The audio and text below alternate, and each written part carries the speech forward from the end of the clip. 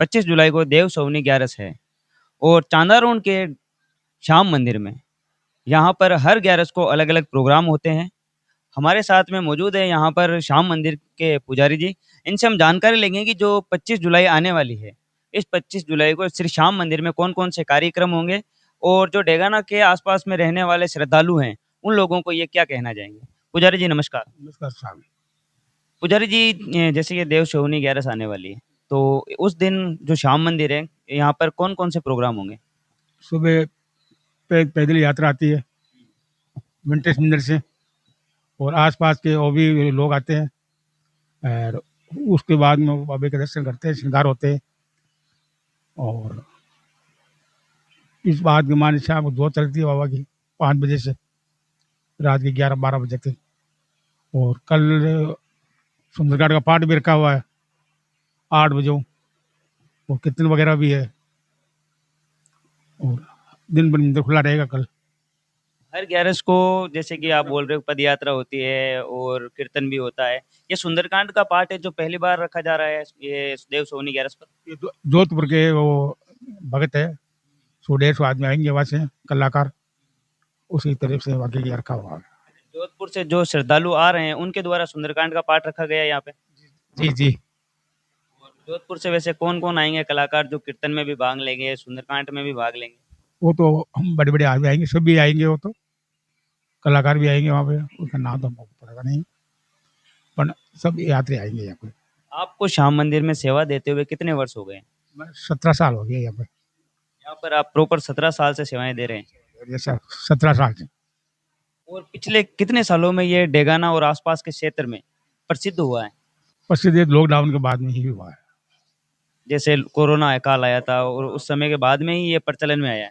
बाद में जैसे आए वो डेगड़े से आते थे दिल्ली या कीर्तन वगैरह भी होते थे।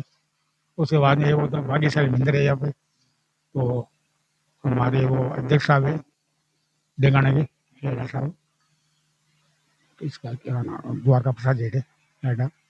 तो ये बोला कि भाग्यशाली एक रात में इस जमीन को पीछे वाले जमी है, इसका एक रात में ही सौदा हुआ था 3-4 बीघा जमीन के कि जमीन जल्दी से दे लो आप।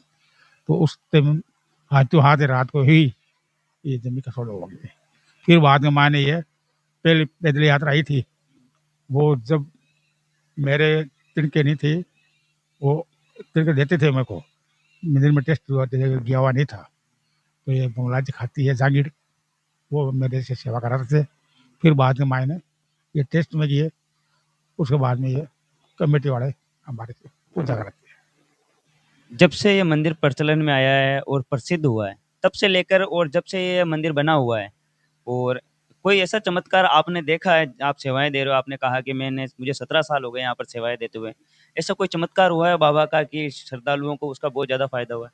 बहुत भी ही फायदा हुआ। दूसरे क्यों बोलते हैं, मेरे को ही जीवन दान किए हुए रुपये हुए दिए हुए हैं 3 मेरे। सब लोग ये कि भाई महाराज तो चले गए हैं, फिर भी बाबा ने मेरी वापस बुला लिया कि हम जब तक सेवा कराएंगे बाबा, उस तब तक सेवा करेंगे।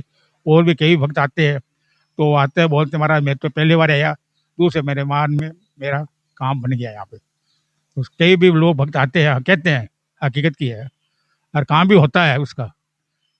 तो ये बाबा बहुत चमत्कार है, चमत्कार ने नमस्कार है।